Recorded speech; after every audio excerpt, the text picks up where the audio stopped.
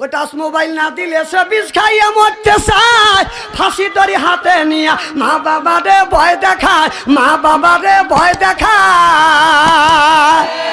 মা বাবা ভয় পায়ে ফোনটা দিচ্ছে কিনিয়ে, এইভাবে ইমান কি আর রাখা যায়? কি বেদি হইয়াছে সোনার বাংলায় বন্ধুরে, কি বেদি হইয়াছে সোনার বাংলায়।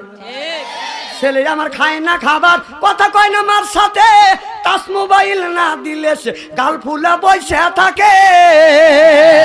এইভাবে ইমান কি আর রাখা যায়? কি বেদি হইয়াছে সোনার বাংলায় বন্ধুরে, কি বেদি হইয়াছে সোনার বাংলায়। মা বাবা টাচ মোবাইল কিনে দিয়ে রাত 12টার সময় জানলার দরজা খুলে দেখে দেই ছেলে কি করে।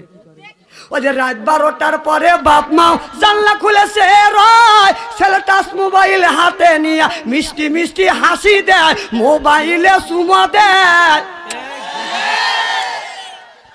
ছেলে সারা রাত জাগে, ছেলেটা যাচ্ছে সুখ হয়ে, ছেলেটা সারা রাত জাগে, ছেলেটা যাচ্ছে সুখ হয়ে। এইভাবে ইমান কি আর রাখা যায়? কি বেদি হইয়াছে সোনার বাংলায় বন্ধুরে, কি বেদি হইয়াছে সোনার বাংলা। রাসূল বললেন ইয়ার ফলিন বিদ্যা উঠে যাবে, ইয়াকসুরুল জাহিল জাহিলিতে বর্ষিত হবে। সেই অবস্থা আজ বাংলার জমিনে হয়ে যাচ্ছে। সিল্লা কোন ঠিক কিনে? এই যে আজকে দাওয়াপাড়ার ঘাটে, দাওয়াপাড়ার ঘাটে আসছি, ওখানে আজকে গেছি 1.5 ঘন্টা, আর ফেরি আসতে দেনা। ঘটনা কি করছে, একটা ছেলে আপনার এইবারে রাজবাড়ির মেয়ে, আর পাবনার একটা ছেলে। ওই ছেলে দেখেন ছেলেরা কত নিচে নেমে গেছে। ছেলে যে মেয়ে বিয়ে করছে ওই মেয়েকে আবার ডিভোর্স দিছে, ওই মেয়েটা আবার অন্য স্বামী কবুল করছে। বিয়ে করিয়া মানুষ কতটুকু কুত্তর চাইতে খারাপ বলে এই জঘন্যতম কাজ করে। স্বামী স্ত্রী যা যা করছে সব মোবাইলে তুলে রাখছি। দেখে মেয়ের তো বিয়ে হয়েছে, মাঝে মধ্যে ফেসবুকে ছেড়ে দেন কত বড় কুত্ত।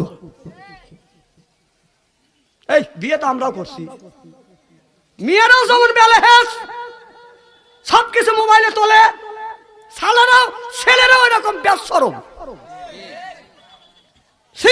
নিজের বউ তো সব কিছু দেখতেছিস, আবার এইটা এই মোবাইলে তুলে তো চা চা দেখা লাগবে, তুই চারটে গা আল্লাহ ই তোর দেখছি, এইটা আমি তোর দেখি দেখি।